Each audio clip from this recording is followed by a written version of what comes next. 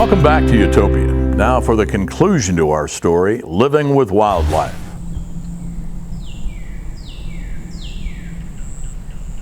Recent studies have estimated that human populations in Utah will double between the years 2018 and 2050. 75% of this population lives along the Wasatch Front, prime habitat for deer. This presents some conflicts of interest that is increasing along with the increase in development. I get a lot of phone calls every day about people that have problems with deer, and this new urban deer program that the state is involved with, that we started up a few years ago, really is helping cities address these urban deer problems.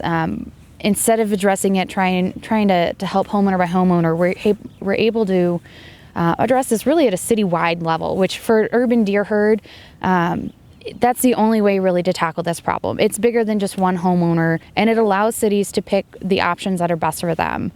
They can choose lethal and non-lethal, and each city is different. Every city I work with is picking different options. Back in 2010, the division came in and was going to sharpshoot some deer out of Bountiful City. Sharpshooting is a traditional method used by state agencies nationwide to help reduce populations. However, it was really seen by the public as being unsafe, inhumane for deer in Bountiful. And so at that point, we had to step back as a division, figure out, okay, we have this problem. How do we solve this? What are some tools that we can use? And translocation is one of those tools we're testing out.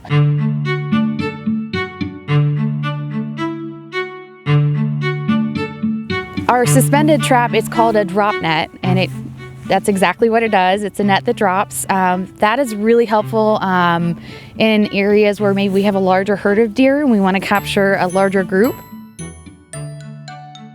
Any deer that we have captured, we gather up our volunteers and we will actually go into the trap with the deer and put her on her side and hobble her, blindfold her. We don't use any mobilization drugs on these deer. Then we process them. We test them for chronic wasting disease. We give them ear tags. And then for the research project, we give them radio transmitters so we can follow them.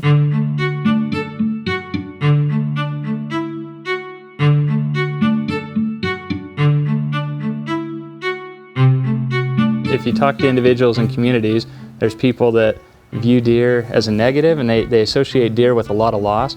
And on the other end of that pendulum, you meet individuals that love the deer, and they love that connection with nature. And somewhere in there, we have to find a balance. And so I think in working with the public and the cities, we'll do our best to strike that balance in each community. Another animal that keeps the division busy are the urban Canada geese that nest on golf courses, city parks, and prison yards along the Wasatch Front.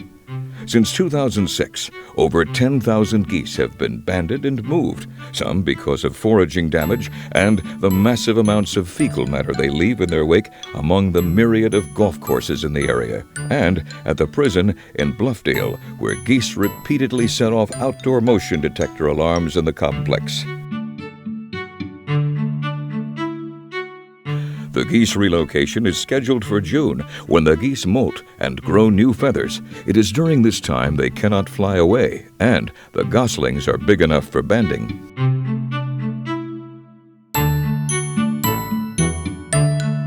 Most of these geese are moved to the eastern shores of the Great Salt Lake.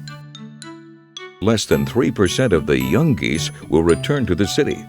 This is because they imprint on other wild geese who are not urban.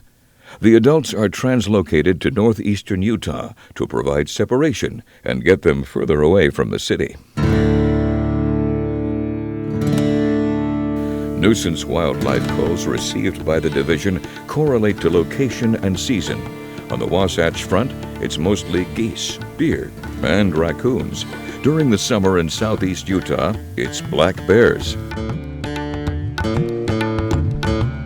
We've looked at population estimates over the last decade or so, and bear populations have been growing. We're seeing bears in areas where historically we had bears, but haven't, in the last decade had a lot, and they're starting to show up again. And so the population overall seems to be doing really well. In 2017, the division rescued 7 black bear cubs that were either abandoned or orphaned. The black bear is currently the only species of bear that occurs naturally in Utah. Grizzly bear populations in Utah were vanquished in the 1920s. Contrary to its name, the black bear is not always black. The species varies in color, from reddish to light brown to black.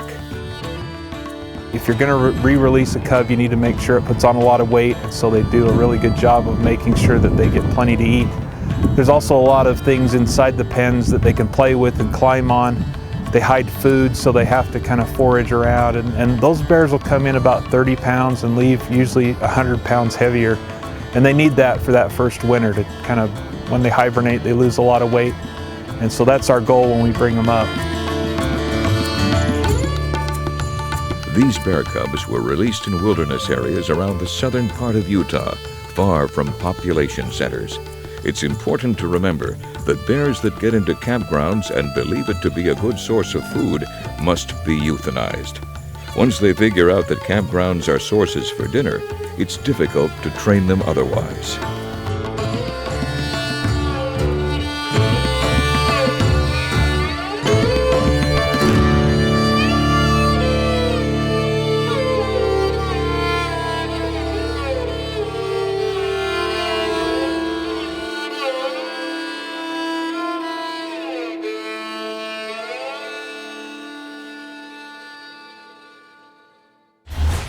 Recently, right here in the Park City area, in fact, it happened right on Interstate 80, a black bear was killed. Deer, elk, moose, black bear. Sadly, tragically, each and every year, more and more animals are being killed on Utah's highways.